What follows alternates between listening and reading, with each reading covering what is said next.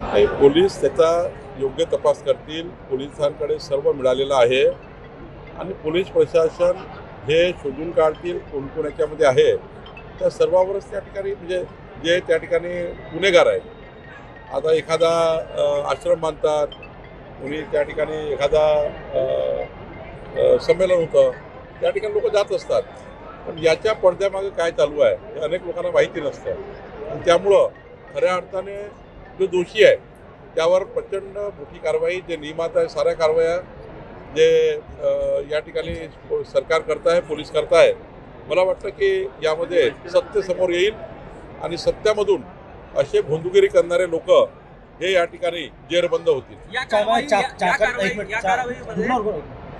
महिला अध्यक्ष आहेत त्याच्या पण महिलांवर अत्याचार झाला आहे, त्याच्यावर अद्याप ते समोर आलेलं नाही.